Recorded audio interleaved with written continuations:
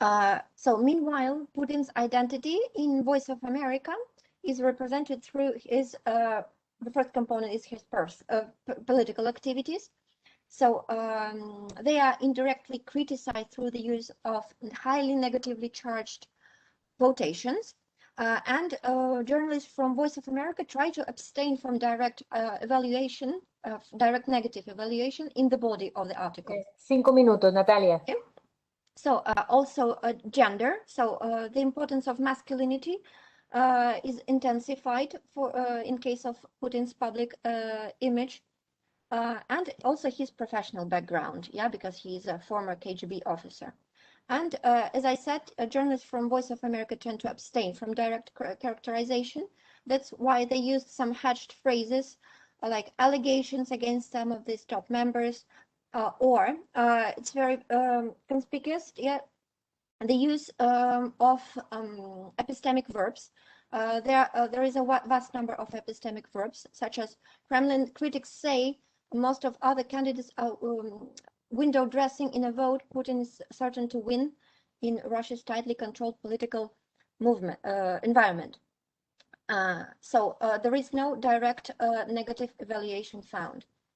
So it brings me to the discussion and conclusions. So President Vladimir Putin turns out to be the primary political actor in the articles, and other identities of other presidential candidates are presented in brief, and their absence or scarcity is meaningful because he is viewed as a frontrunner in both sources.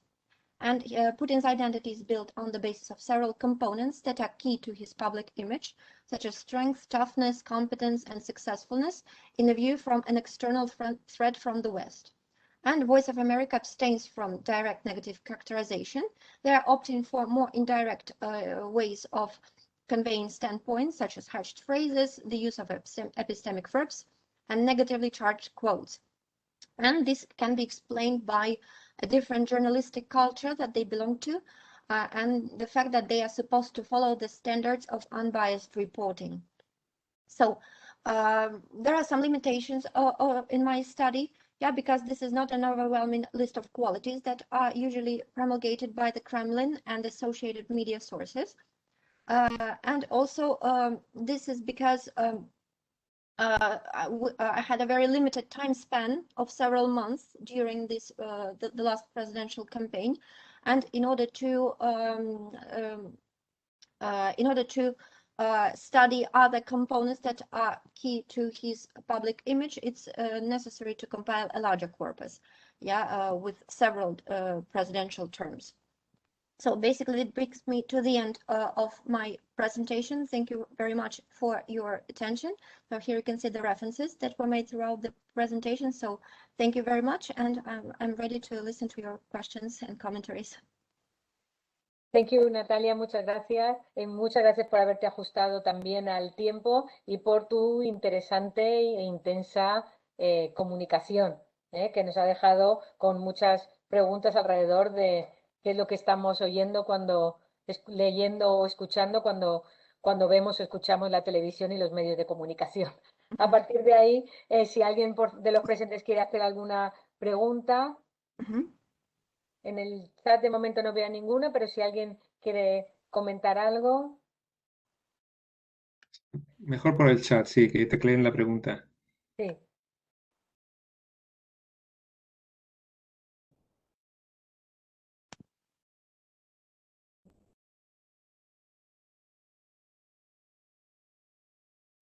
Bueno, la verdad es que Putin tiene una imagen mediática muy construida, ¿no? Muy, muy trabajada. Porque no es solamente lo que ocurre en los periódicos, sino todo, digamos, todo el despliegue propagandístico que lleva a su alrededor en la propia Rusia, ¿no? Desde los souvenirs con Putin montado en un búfalo y cosas así, ¿no? Invierten mucho dinero en la propaganda. Invierten mucho dinero. Sí. Muy bien.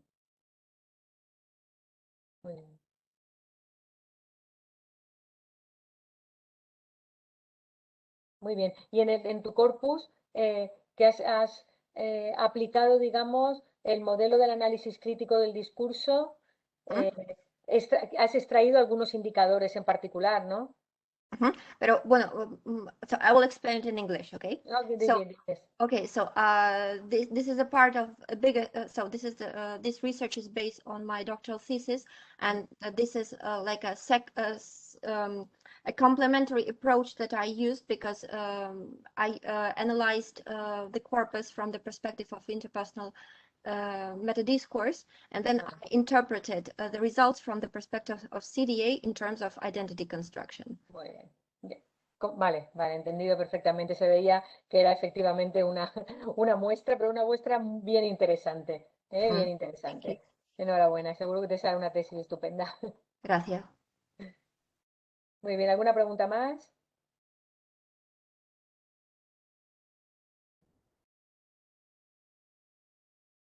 Muy bien, pues si no hay ninguna pregunta, pues voy a pasarle el rol de presentadora a Lin Su. Si ahora ya dejas de compartir pantalla, por favor. Es que no sé cómo.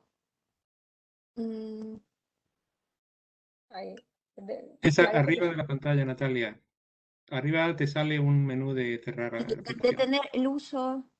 Eso. Ajá. Ahí, Ya está. Ahí ya está. Muy bien.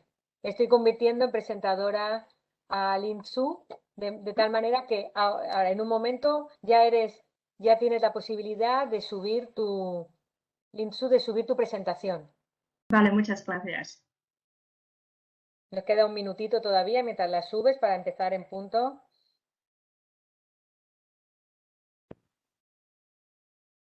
Sí. ¿Podría mirar mi presentación? Se ve, pero PowerPoint. como pequeña. Si puedes hacerla más grande, mejor. Si espera un momentito.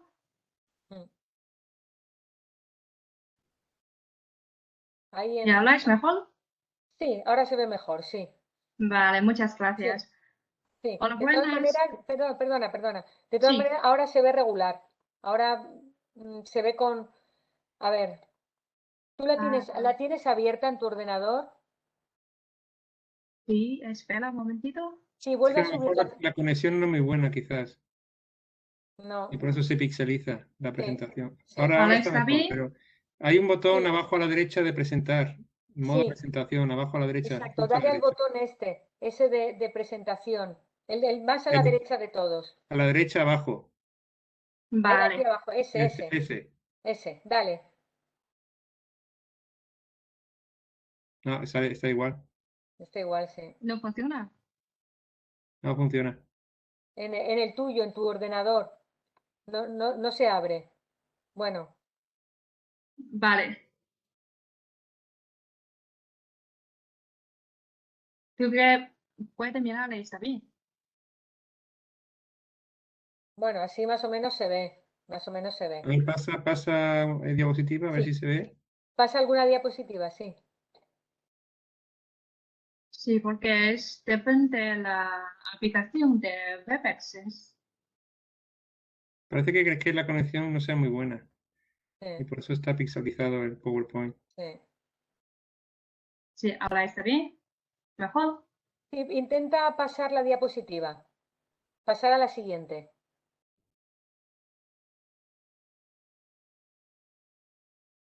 Sí. Pero en mi ordenador que no funciona. Y ahora es mejor. Aquí no se ven cambios. Aquí no se ve que le hayas cambiado. Mira, escucha, mira una cosita. En la parte de abajo a la derecha, tú tienes marcado lo que parece como un librito. Y lo que tendrías que tener esa es la que tienes que intenta pincharla en tu ordenador. A ver si se te abre más. Vale.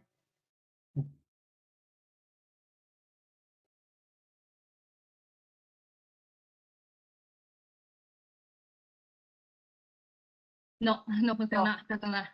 No, ¿y puedes pasar la diapositiva?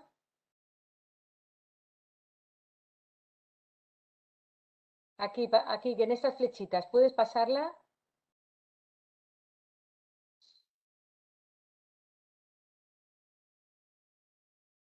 Ahí se está cambiando, sí. Vamos a ver. ¿Ahora está cambiando? Sí, ahora Sí. Y Sí. pero Bueno, en este modo que se ve la siguiente, pero si no hay más remedio, pues así y ya está.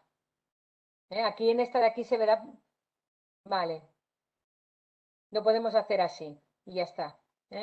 Vale, te voy a vale. presentar. Tiene la palabra ahora Lin Su.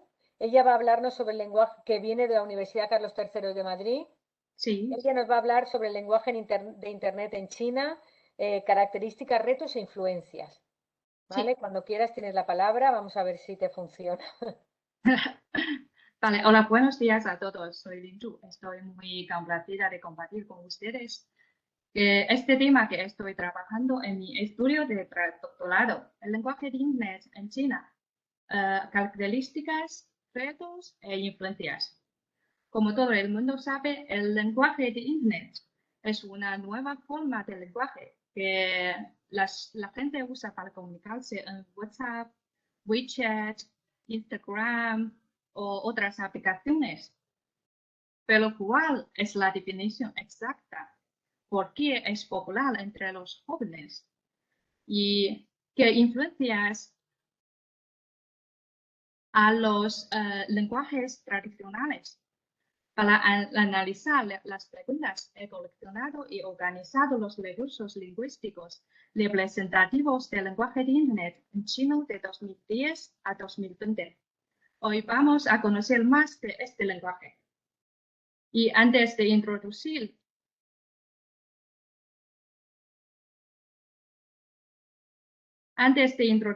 sus características y los tipos de lenguaje, quiero explicar las definiciones diferentes.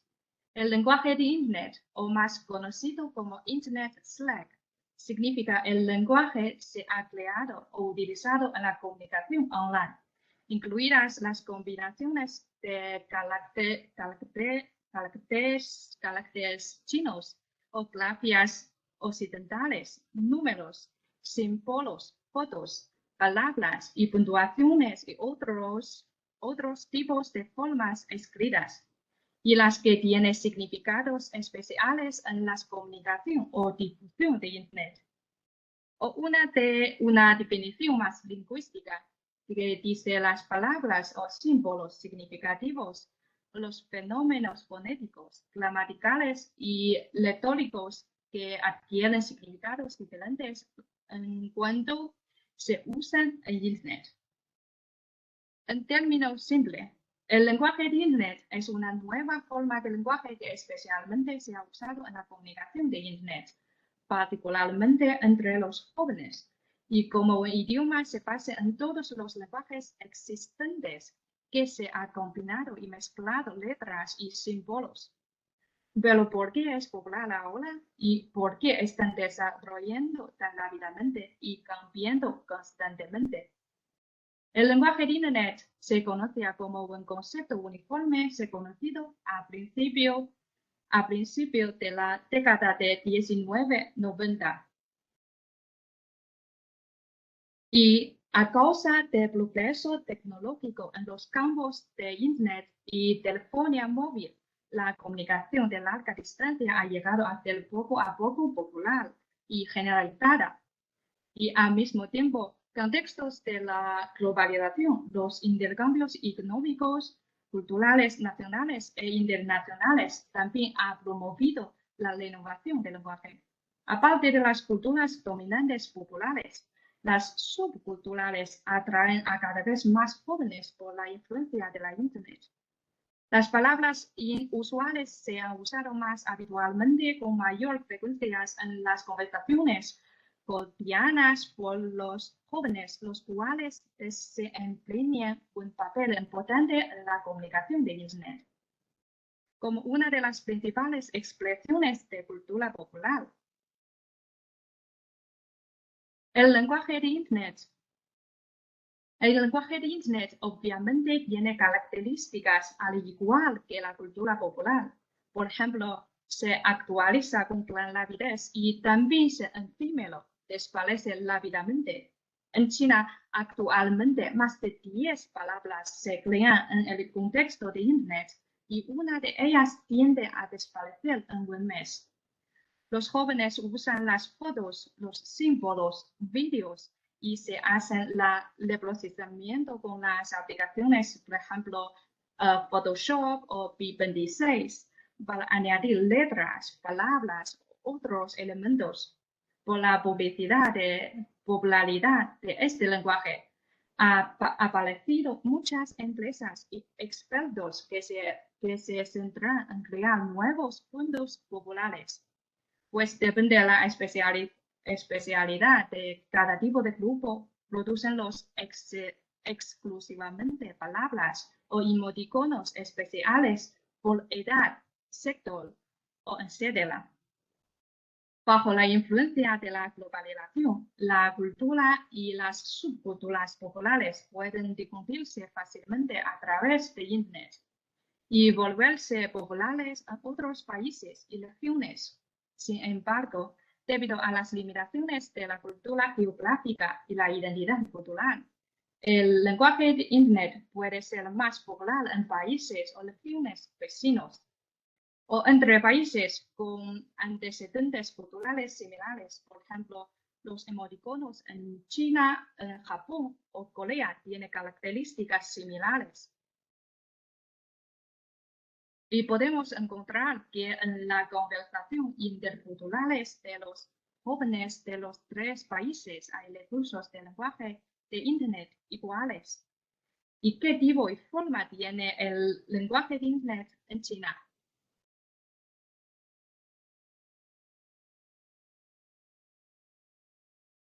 Primero que nada, entendemos solo con textos y símbolos. Esta parte requiere un buen conocimiento básico de chino, que puede resultar difícil de entender. Permítanme presentarles brevemente los tipos generales para que todos perdona, alguien dice en la zona chat.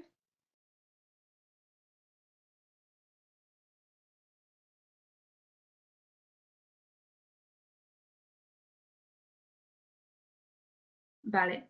Abreviatura, pensamos en sus significados, es decir, la primera letra de pinyin de chino. Por ejemplo, 笑死我了 significa muy divertido en español. En internet o en chat online se escribe como XSWL. Y combinación de palabras chinas e inglesas, por ejemplo, 打扣 significa apoyar a alguien. Es un representante típico de combinación. Las palabras con significados nuevos son fáciles de entender, es decir, los lenguajes tradicionales tienen nuevos significados en Internet. Borrowing con localización, podemos entender que las palabras extranjeras se asimilan al idioma local a través de la transliteración o traducción libre. Vamos a ver un ejemplo, una locución inglesa. Es too young, too simple. Se ha localizado por fonética en chino, 图样图森破. Según las características de la pronunciación china, la pronunciación de cada sílaba es más obvia e independiente. Y sobre homofonía, normalmente en circunstancias normales, es para hacer que el tono sea más expresivo y animado. Por ejemplo, 冲阳 en original ya significa ay o, pero lo que se ha transformado a la palabra que tiene el mismo tono, pero significa pato, el animal.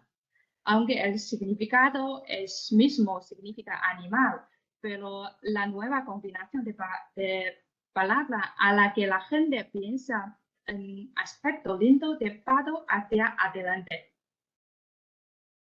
Y dialectos también es un recurso importante del lenguaje de Internet, debido a que los dialectos de las provincias chinas son bastante diferentes. Algunos dialectos locales interesantes también serán populares en Internet.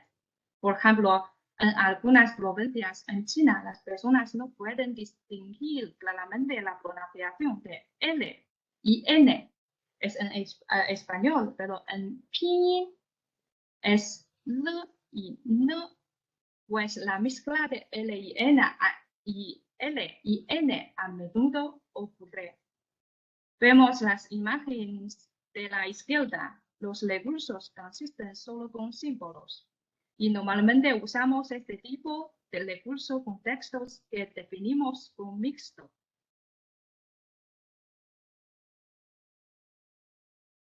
Y además de textos y símbolos. Y podemos la aplicación de imágenes y Graphics Interchange Formats también es una característica importante del lenguaje de Internet. Numerosos profesionales y empresas han creado una serie de emoticonos, por ejemplo, emoji o Yanwenzi en China. Yanwenzi ahora es una de las marcas más populares y profesionales de emoticonos en China. Y otros también usan las fotos ordinarias para crear nuevos emoticonos a través de Photoshop, como los dos. Y los screenshots de vídeos. Liz, 5 minutos. Sí, 5 minutos. vale. Y los screenshots de vídeos de programas de televisión, todos los recursos de imágenes pueden ser fuente de emoticonos. A veces estos emoticonos también están equipados con textos relacionados para expresar mejor los significados de la imagen y lograr mejor el propósito de la comunicación interesante. Como el lenguaje aplicado,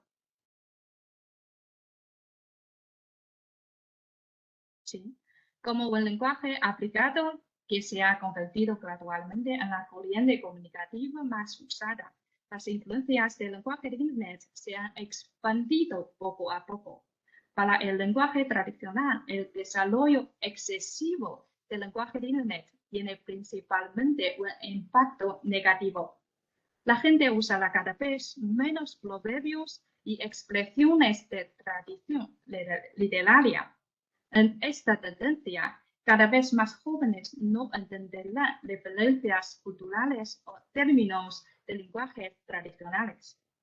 Si este distanciamiento se mantiene, el vocabulario de los jóvenes se la empobrecerá en este sentido y se abrirán brechas culturales.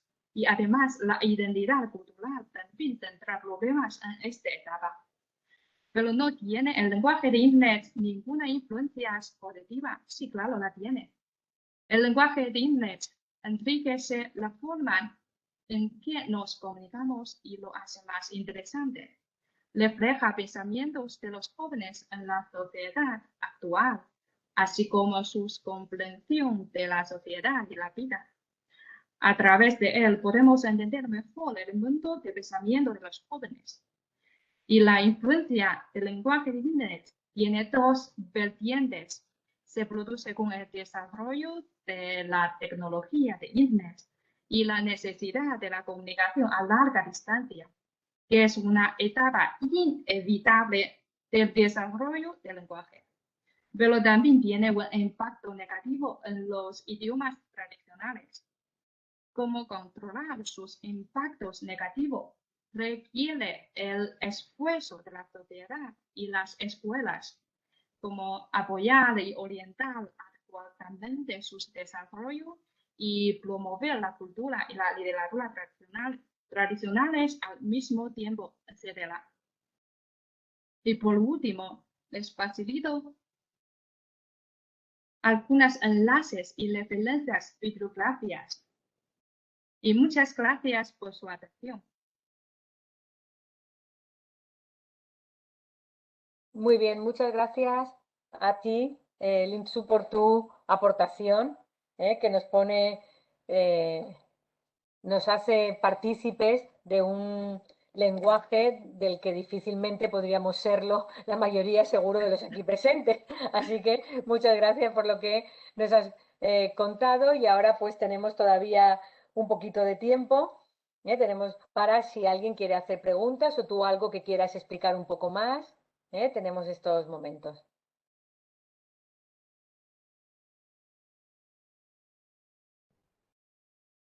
¿Alguien que quiera hacer alguna pregunta? ¿Cuál ha sido la recepción en China de este nuevo lenguaje juvenil en Internet? ¿Podría repetirlo otra vez? Porque hay algunas palabras que no escucho muy bien. Sí. ¿Cuál ha sido la recepción en China de este nuevo, de esta transformación que hay en el lenguaje? Vale, ¿es recepción a todas las personas o solo a los jóvenes? Sí, a todas las personas. Vale, para los mayores es difícil para ellos que aceptar una nueva forma de lenguaje. Es especial este lenguaje, es depende de los tecnologías nuevas y por ejemplo, las nuevas formas de datos, por ejemplo, las Graphic Interchange Format, para los mayores es difícil para aceptar.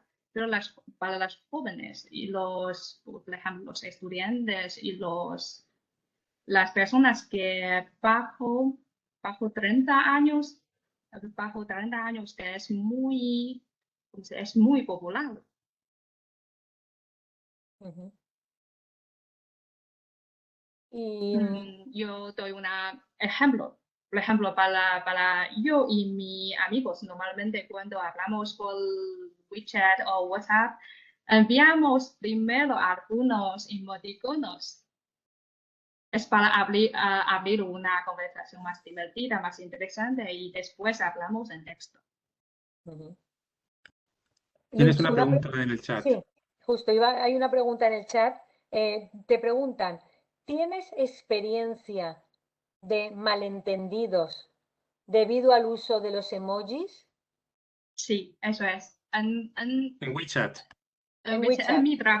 en mi trabajo. Y para nosotros, las conversaciones con emoji o con emoticonos normalmente es entre los amigos o entre las personas que tienen una relación muy divertida.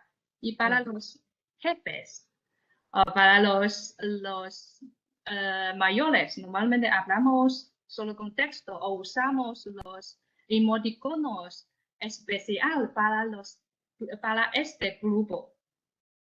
Sí. ¿Y siempre se entienden bien los emojis o hay, a lo mejor, es posible que haya malos entendidos? Sí, sobre todo por edad y por sexo, ¿no? Sí. Para mí, en las conversaciones cotidianas, yo creo que está bien. Pero entre las conversaciones sobre trabajo, sobre estudio, yo pienso que necesitamos más textos. Es más directa y más centrada en los ¿cómo se dice? En los perdona, ¿qué es la palabra? Es más, centramos, Sí, no te preocupes. sí, tengo un poco miedo. Perdona. Centramos en las cosas que hablamos. Y cuando usamos los emoticonos o emojis, la conversación no es muy formal, es Vale. informal. Muy bien. Pues si no hay ninguna pregunta, muchas gracias de nuevo por tu participación. Y Gracias a cuando vosotros. sí, puedes dejar de compartir la pantalla. Te sale ahí arriba Sí, una franja donde puedes dejar de compartir. deja de compartir. Espera un momentito. Sí, arriba de la pantalla, arriba, Arriba. encima, arriba del todo. Si mueves el ratón, te aparecerá la opción de dejar de presentar. Arriba. Más arriba, más arriba. Más arriba. Sí. Sí. Que no hay nada más arriba. Espera un momentito. Esposar. No, pero no en la No. pantalla de tu PowerPoint, sino en Webex, arriba, justo debajo de las fotos. Vale. Detener. Eso, Ahí ya eso. está, Eso, ya vale, está. vale. Muy bien. Muchas gracias a Muchas vosotros. gracias. Muchas gracias, muy bien. Pues la siguiente participante en esta sesión es Andrea Medina Tellez, Girón. Andrea Medina viene de la Universidad Autónoma del Estado de Morelos, en México, y bueno, pues bienvenida. Va a hablarnos sobre las fronteras porosas, la intersimiosis en el remix visual de F. de Freud. Entonces, cuando quiera... ¿Le has puesto el estatus de presentadora a Andrea? Pues me parece que no, ahora se lo pongo enseguida. La bolita, pásasela a ella. Sí, no te preocupes, que ya lo tengo. Ahí lo tienes. Ahora mismo, ahí.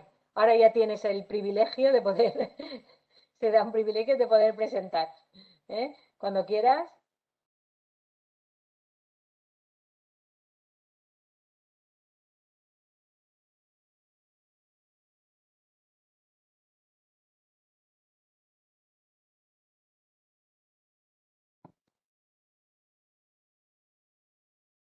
Perfecto.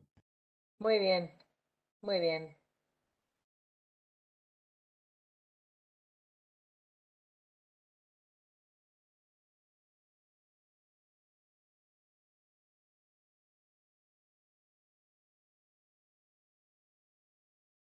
Se ve, aquí se ve.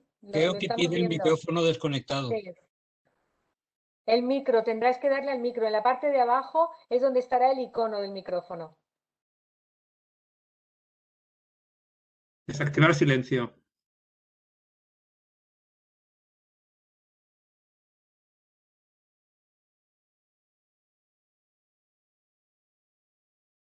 ¿Lo ves, Adri? ¿Está donde es? Pero no te oímos. Intenta hacerlo tú, Carmen. A lo mejor lo puedes hacer tú. Vale.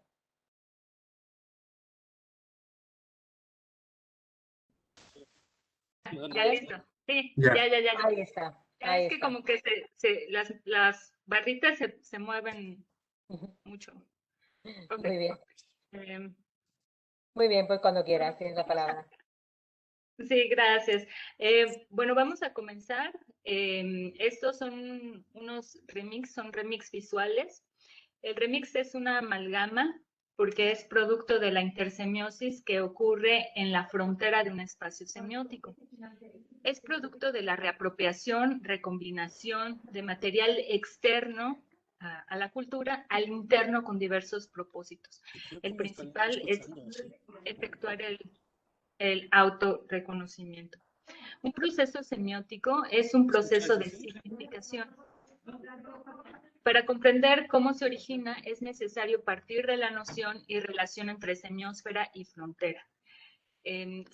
Emplearé el enfoque de semiótica cultural de Yuri Lotman. Una semiósfera es un espacio en el que circulan significados y se conforma por un conjunto de estructuras que están interconectadas. Así se puede hablar de una semiósfera visual conformada por estructuras con estilos, técnicas, géneros, etc. Cada una de estas figuras funge a su vez como espacio semiótico que posee subsistemas. La interacción entre las estructuras genera un campo de creación de significado que es la semiósfera. La semiósfera se caracteriza por el dinamismo interior entre sus estructuras y también por lo externo que ingresa al espacio semiótico. En este caso tenemos una pintura de F. de Freud. F. de Freud es un pintor oaxaqueño. Oaxaca es un estado en México y él hace murales obviamente en las paredes de la ciudad de Oaxaca. Esta es una que se llama El alfarero del amor y aquí nosotros podemos ver ese intercambio que hay. Yo sé que para aquellos que, bueno, la película, no sé si puedan reconocer el primer referente que hay, que es la película de Ghost de los años de 1990 y se está mezclando con un material interno a la cultura mexicana, que son dos íconos del cine mexicano, que es María Félix y Jorge Negrete. En este sentido hay una mezcla, se está reapropiando F. de Freud, que es el muralista, de ambos ambos referentes, tanto el externo, que es esta película, la película norteamericana, y sustituye a los personajes con actores del cine mexicano. Y es un cine mexicano que no es actual, es un cine mexicano de los años 40, 50 más o menos, de la década de 1940 a 1950. Entonces aquí podemos ver que el remix es este proceso intersemiótico porque junta en un mismo lugar, en una misma interfaz, dos referentes, uno externo a la cultura y otro interno a la cultura. Muy bien, entonces el remix puede emplear un fragmento de un referente que tiene una codificación diferente. En este caso la codificación es la película, pero utiliza solamente la imagen. Esto refiere una transmediación, pasa de un medio a otro. Otro desplazamiento es la descontextualización del fragmento de su todo. A diferencia del teórico de Navas, que habla sobre la descontextualización, creo que la descontextualización no es sobre la apropiación que hace el autor del lector, y que el fragmento pueda ser reproducido en diferentes contextos, sino es la relación de la parte con la unidad. Este fragmento lleva a manera sinecdótica el texto del cual fue extraído, lleva su propia contextualización sobre la cual el autor del remix vuelve a recontextualizarlo en el remix mismo bajo su propia mirada. El desplazamiento entre lo externo y lo interno se da gracias a los descriptores que equivalen a canales membránicos que traducen el lenguaje interno, aquello que es externo al espacio semiótico. En este caso, algunos descriptores que vemos es la posición del hombre respecto a la mujer y lo que están haciendo, ¿no? Que es el barro que están ahí moldeando. Se pueden identificar los traductores en los modos y modalidades, los cuales permiten diferentes tipos de adaptación y apropiación del material. Pero ¿qué pasa cuando los referentes no son actuales? ¿O qué pasa cuando los referentes no pueden ser reconocidos? En este caso, este es otro mural que es Say Hello to My Little Friend. Y si la persona transeúnte no conoce quién es el que está ahí y a quién está sustituyendo, entonces, ¿con quién se está mezclando? Entonces no van a poder entender ese remix. Entonces es muy importante tener esos referentes para poder comprenderlos. En este caso es el actor Al Pacino en Cara Cortada, en la película Cara Cortada, y está sustituyendo a otro actor del cine mexicano que esa película la hicieron en 1920. Entonces es una película, El Gallo Dorado se llama. Y aquí, si no tenemos esos referentes, pues ya no se entiende bien cuál es la gracia del remix, ¿no? Que la metralleta de Al Pacino en Cara Cortada en las últimas escenas está sustituyendo la de un gallo, que es típico en esa película del gallo de oro, y con la cual se afirma mucho el estereotipo del mexicano como el gallero y la feria y esas cosas. El charro, ¿no? Muy bien. Entonces, en ese caso, las personas que lo vean tendrán que hacer una arqueología completa para saber cuáles son los referentes y cuál es el chiste de este remix. Pero vamos a entrar en los tres remix, en las tres remix visuales en los que nos vamos a concentrar. El primero es Sin maíz no hay país, de 2018. Aquí nosotros podemos ver del lado derecho el remix visual que hace Fede Freud, y en la otra parte, en la parte izquierda, pongo los referentes en los que se basó para hacerlo. Entonces, aquí este remix se encontraba, porque ya no se encuentra fuera de un restaurante en Oaxaca. La implementación se compone por la selección del material externo a la semiósfera. Es una toma de pantalla del video que hizo famoso a Nusret Tuxe, y el material interno a la frontera es la fotografía de un líder revolucionario mexicano que es Emiliano Zapata.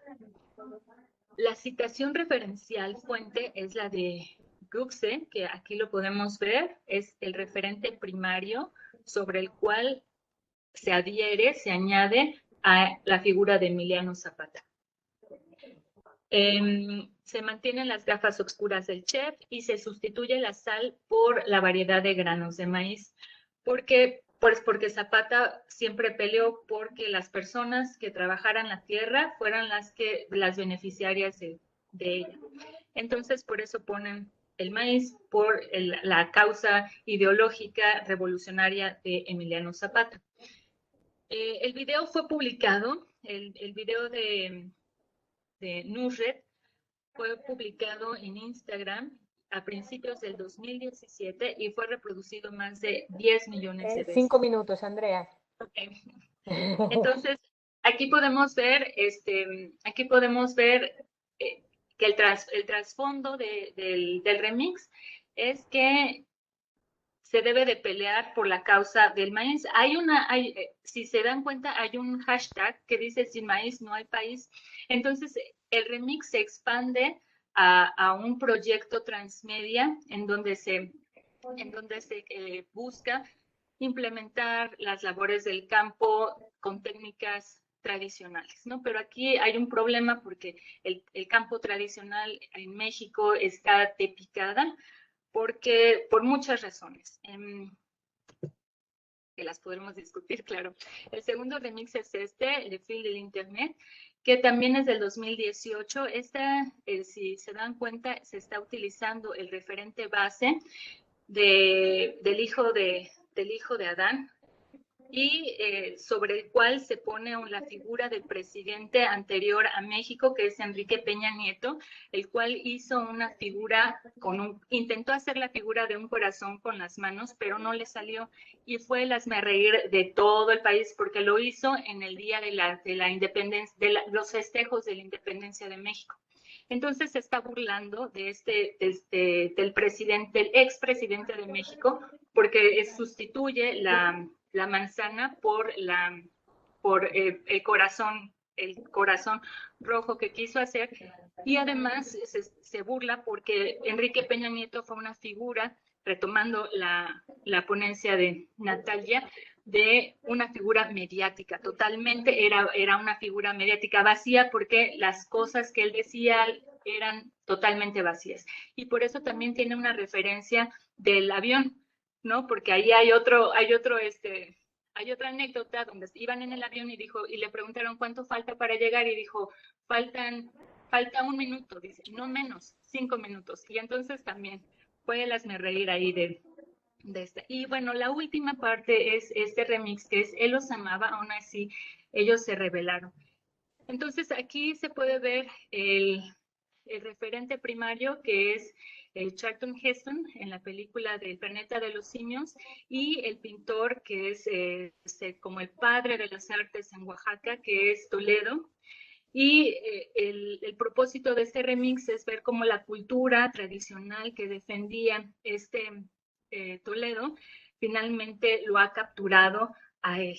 Se ha rebelado contra él. Es una cultura tradicional que está comenzando que está desapareciendo poco a poco, y personajes y pintores como F. de Freud, que fueron impulsados por el mismo Toledo, están pintando a un México diferente, como lo han visto en estos remixes. Muchas gracias.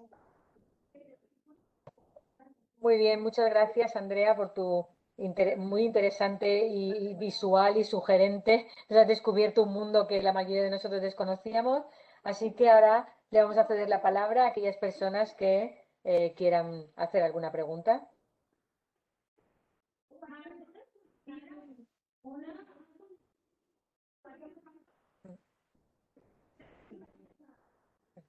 quería comentarte, Andrea, que el graffiti, bueno, no exactamente el graffiti, sino el arte urbano es muy popular, digamos, y muy rico en México. Sí, así es. Y lo curioso de esta propuesta de Fede Floyd es que Oaxaca no es propiamente una urbe, se conoce, es un espacio que está en transición entre lo agrícola, entre la cultura tradicional y la cultura moderna. Entonces, pues ya ves que el manifiesto del stencil y todo esto va más con centros urbanos para que toda la gente lo vea, porque recorren mucho esas calles, pero no pasa lo mismo en Oaxaca, ¿no? Donde la población es menor a 300,000 habitantes. Bueno, no es tan pequeño, no es tan pequeño.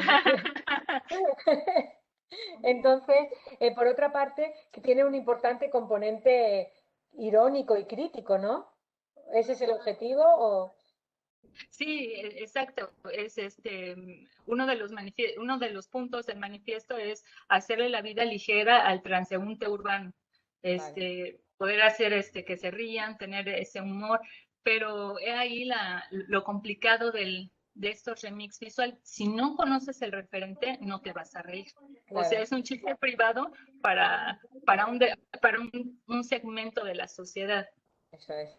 Eso Sí. es. Eso es lo que me daba la impresión, porque a veces no era tan fácil descodificar No, esto. Claro. sí, no. De hecho, hice una encuesta para conocer si las personas identificaban los remix y fue muy difícil. Realmente las personas que lo identificaron fueron aquellas que tenían 50 años a más, pero las personas jóvenes debajo de 30 también no identificaban las imágenes. O confundían a Emiliano Zapata, que es el prócer, es el gran personaje de México, lo confundían con Freddie Mercury. No estaba. No sabía. De Emiliano Zapata se habrá removido en su tumba. Y los autores son jóvenes, sin embargo, los autores de los grafitis, o sea, los autores del arte urbano son jóvenes. Son de la generación de 1980. Ah, vale, entonces ya, claro, los referentes ya tienen una edad, digamos. Sí. Muy bien, muy bien. ¿Y esto es parte de un trabajo o lo has hecho para esto o estás haciendo algún trabajo más amplio? De hecho, ya ves que luego en la tesis de doctorado quedan muchos hilos, ¿no? Muchos temas que quieres investigar y dije, no, tengo que hacerlo porque sí me quedé con la cosquillita de trabajarlo y pues ahí está, esto fue lo que presenté. Perfecto, perfecto, muy bien. Muy bien, pues muchas gracias, Andrea, y vamos ya, hemos cumplido el tiempo, vamos a darle la palabra.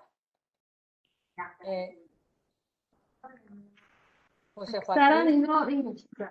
José Joaquín. Martínez. Hola. Hola, José Joaquín. Ya tienes el rol de presentador, creo que puedes compartir ya la pantalla. No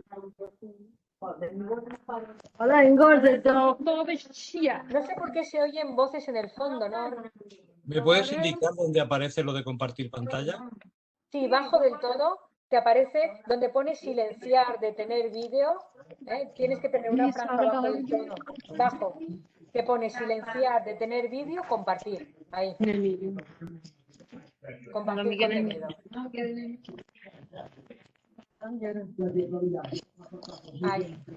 Ahí está. Ponlo ahora ya a pantalla completa.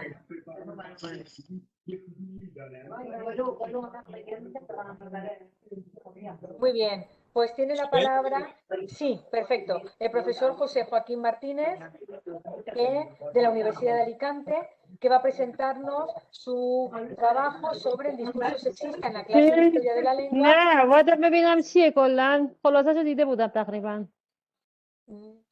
Gramáticas y textos. Muy bien, tiene la palabra.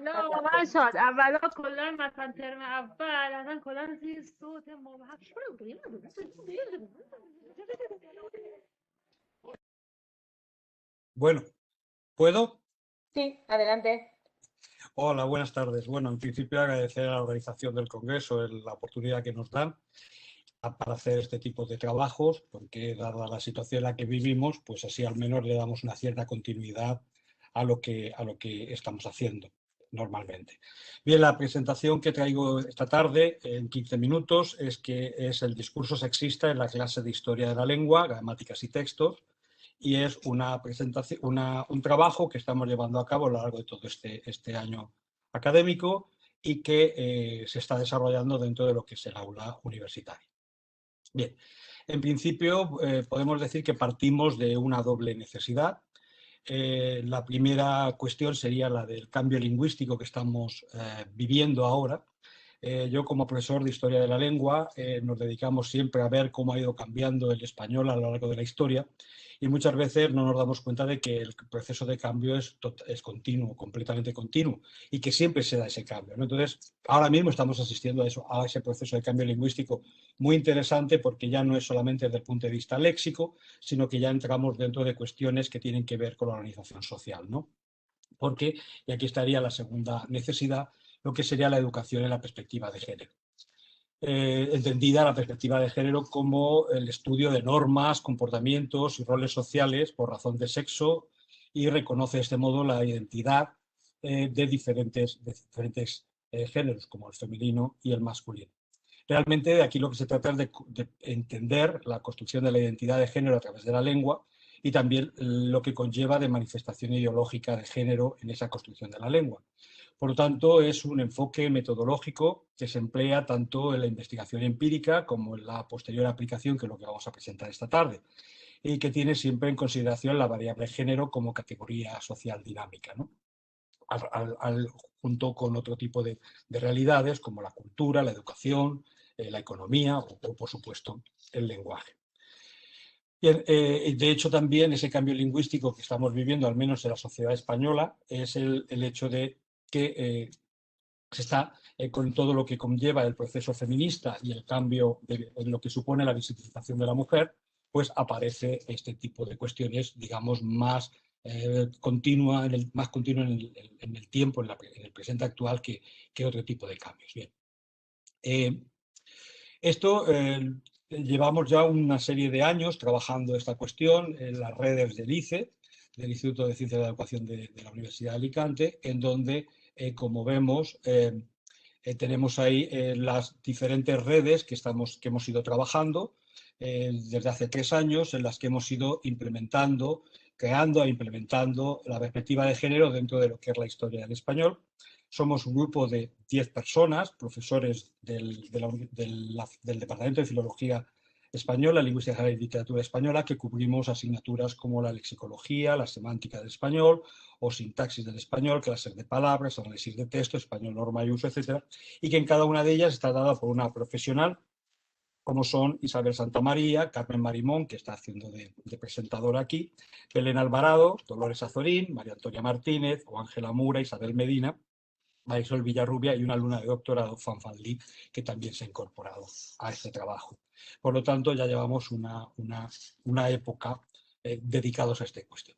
Y también pues, la publicación en el 2020 de ese artículo en el que también trabajábamos, o en ese caso yo trabajaba, en lo que era el masculino genérico, los desdoblamientos, las duplicidades léxicas, en los discursos, lo que era en ese caso en los artículos de opinión, ¿no? Que hablan sobre la ley. Una vez que tenemos, digamos, todo este planteamiento, automáticamente nos planteamos, una serie de objetivos. El primero está claro para este año, sería la creación de un corpus de gramáticas en línea.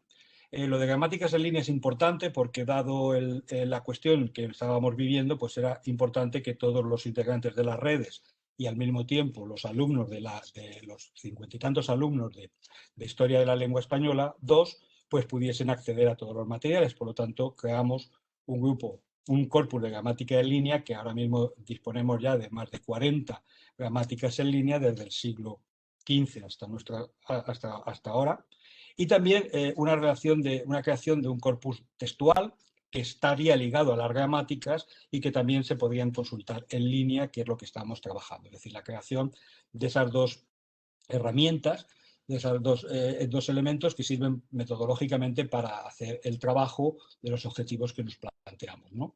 El primero es, evidentemente, el estudio del género gramatical y las gramáticas del español a lo largo de su historia, la conexión histórica de los cambios en el tratamiento del género gramatical en las gramáticas, es decir, qué es lo que podemos constatar en cada una de esas gramáticas, sobre todo divididas por épocas históricas, para ver cómo se ha tratado el género gramatical en esas gramáticas. Luego, ejemplificar esos hechos gramaticales en textos de cada época, por lo tanto, estamos recopilando textos desde la Edad Media hasta, sobre todo del siglo XV hasta el siglo XX, que estén ligados a las gramáticas y que planteen hechos que pudiesen servir para el estudio del género gramatical. Al mismo tiempo, diseñar actividades concretas para el alumnado, puesto que va dirigido directamente a lo que es una asignatura concreta. Poder desarrollar dichas actividades en el aula, que es lo que estamos haciendo en estos momentos, puesto que la asignatura empezó en febrero y va a terminar ahora mismo en mayo, y proponer su implementación en el aula para años sucesivos. En este sentido, como la asignatura en la vertiente práctica la llevamos una compañera y yo, también hay que decir que ella es la que también está ayudando en este tema, que es Marta de Vega, que también está con un grupo tratando todo este tipo de cuestiones. Bien, una vez planteados los objetivos, tendríamos ya que irnos a la metodología, cómo lo estamos haciendo.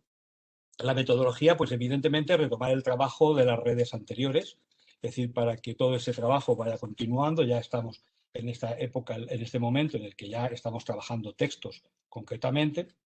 Las tareas solicitadas a los miembros de la red, que en este caso ya están cumplimentadas porque se hicieron el mes de febrero y el mes de marzo. Por un lado, la recogida de gramáticas del español a lo largo de su historia y la descripción del género, y por el otro, las aportaciones de ejemplos de textos de español a lo largo de la historia.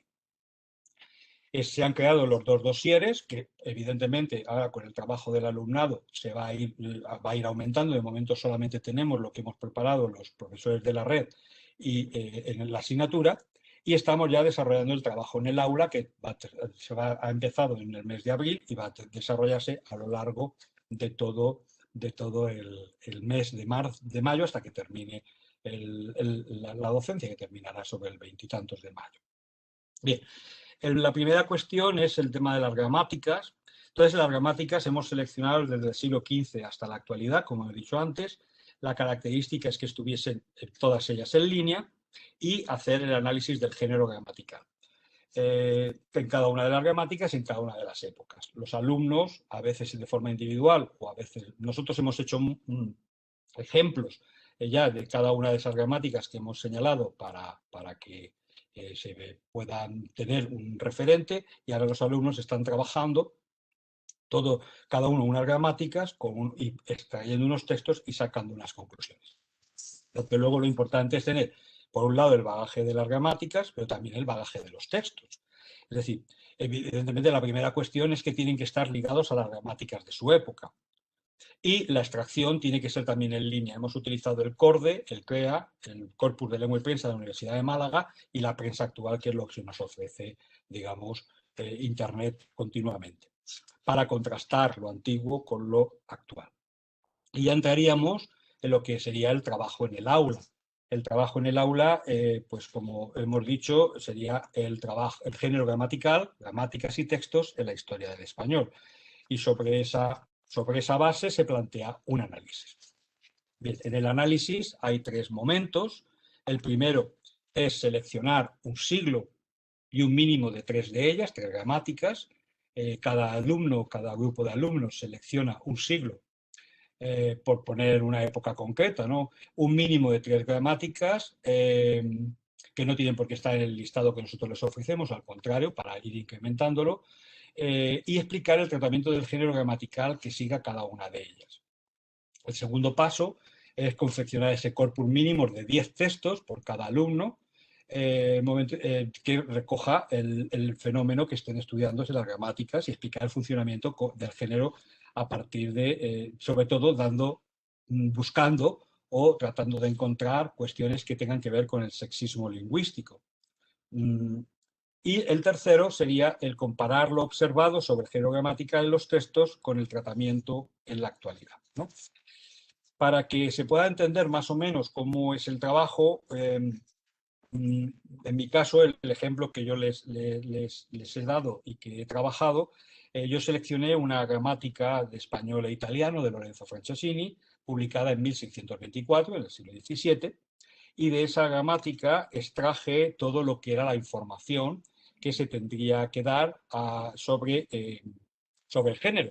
Y así observé, deduje o interpreté de lo que decía el gramático, en este caso Lorenzo Franceschini, pues que iba dando todas las explicaciones en relación al género a través de las diferentes partes de la oración y que realmente no había digamos, aplicando la perspectiva de género actual, pues solamente podíamos encontrar algún atisbo de discurso sexista en la selección de los ejemplos. Por ejemplo, en el caso del ejemplo sobre los posesivos, decía, mi hijo es bien criado, como ejemplo de mí, y vuestras hijas son hermosas. Es decir, se atiende a la vertiente física en el caso de las mujeres y más a la vertiente educacional en el caso de los hombres. Pero es muy leve, hasta el punto de que pues va relacionando todo lo que va diciendo, que no voy a entrar ahora porque dedica bastantes cuestiones a este tipo, y al final sí que me llamó la atención el hecho de que pone el nombre de fulano, ulano o sutano, con los femeninos de fulana, ulana o sutana. Pero en ningún momento hay ninguna acepción sobre el uso negativo o en femenino. Al contrario, se dice que fulana o ulana es hermosa, de tal manera que él mismo en su diccionario decía que fulano fulana il tale modo di chiamare quando non sappia non il nombre propio, es decir, como una especie de indefinido que procedente del árabe Jerusalén. Bien, rastreando los textos, pues uno se da cuenta de que Los Milagros de Nuestra Señora ya aparece de Berceo en 1246-52, ya aparece el sustantivo fulana o el indefinido fulana para decir fillo, diso la madre a rogar venía por alma de un monje de fulana monjilla. Y así vamos buscando ejemplos, aparecen Calila Edimna, aparecen Correas, aparecen Baltasar Gracián, pero en ningún momento hay ningún tipo de connotación negativa hacia fulano o fulana. En el caso de las autoridades de la RAE, también se dice que no hay ningún tipo de cuestión en cuanto a la connotación negativa.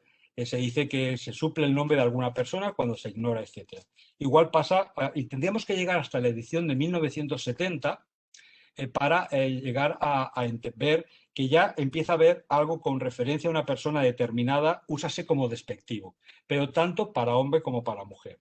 Y sería en la edición del 84 y del 89 la persona que mantiene relaciones amorosas ilícitas cuando aparece en esa acepción 5.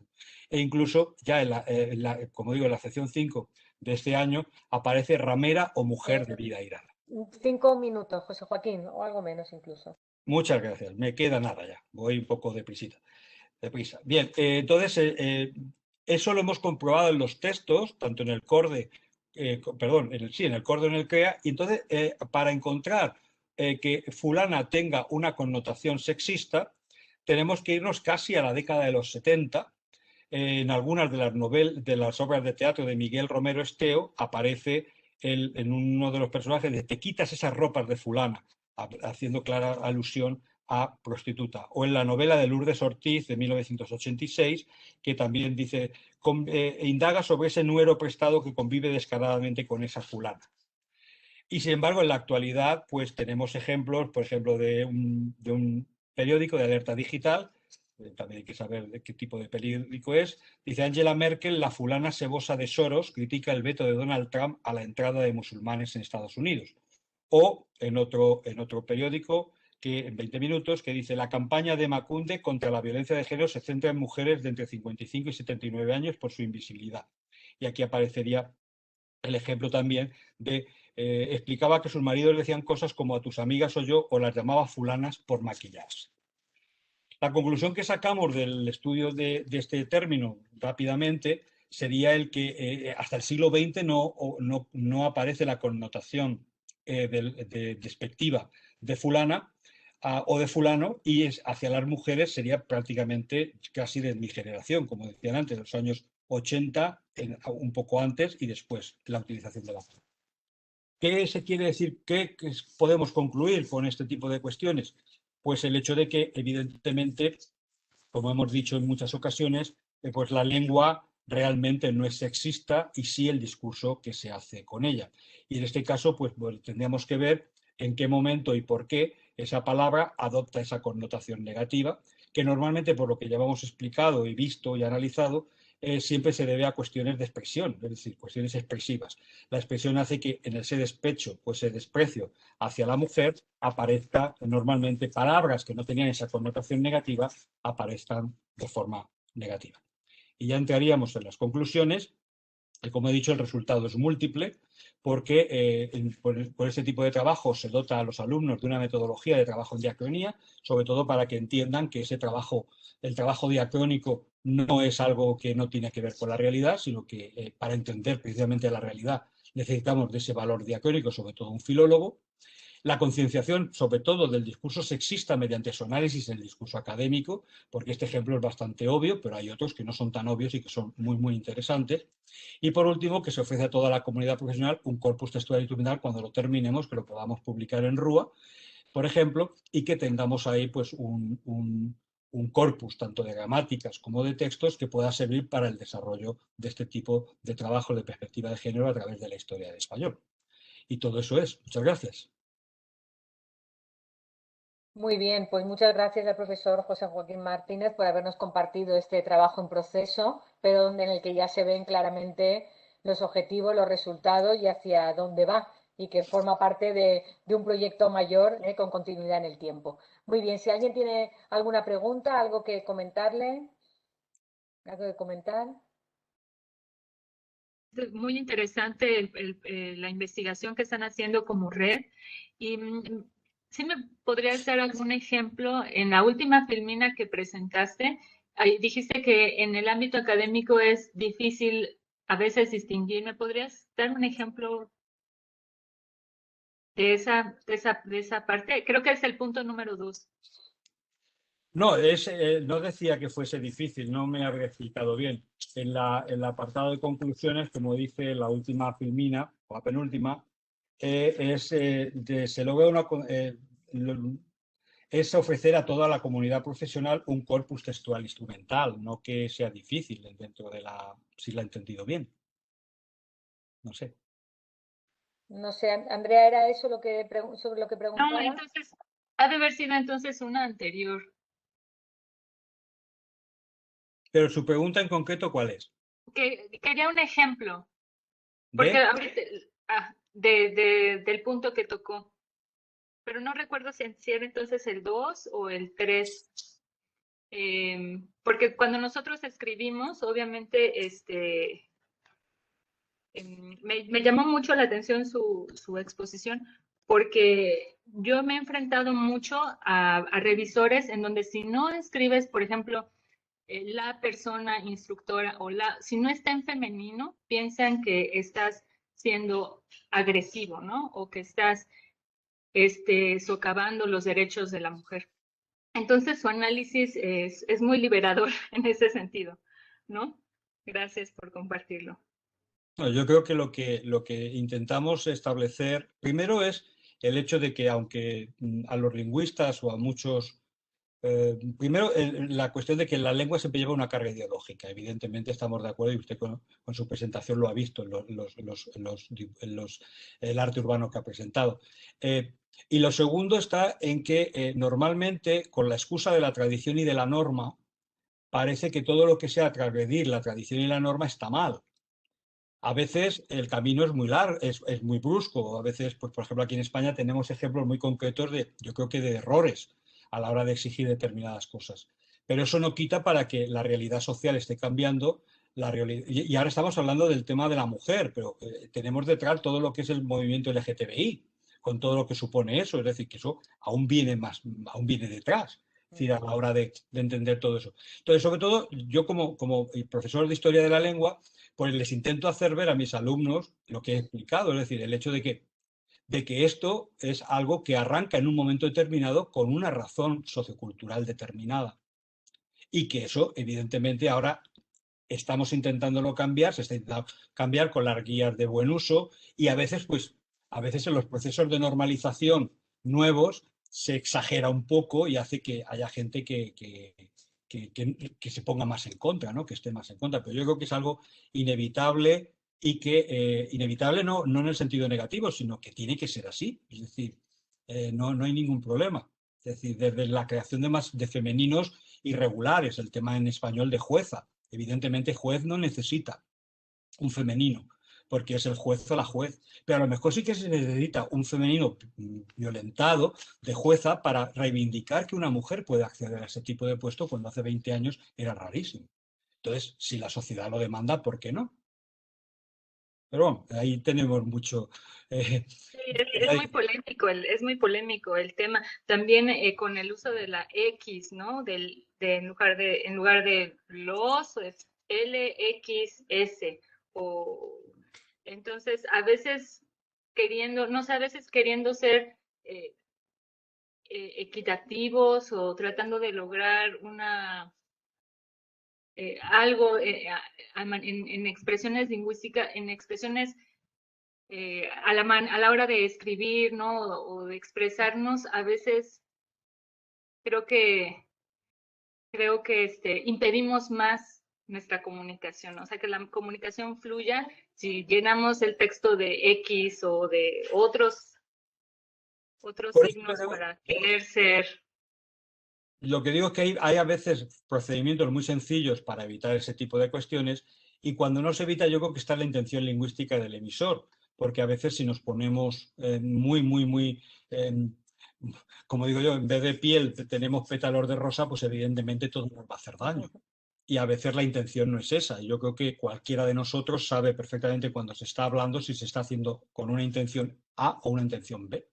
Pero eso no quita para que estemos avanzando en ese reconocimiento de masculinos no genéricos, de femeninos no normativos, etcétera, y que eso tiene que llevar su proceso porque es una realidad. Seguramente, y ojalá dentro de 10 o de 15 años no haga falta, porque ya la mujer esté exactamente equiparada en todos los sentidos al hombre y no se sienta agredida ni con necesidad de ser visibilizada. Ya me salía la palabra.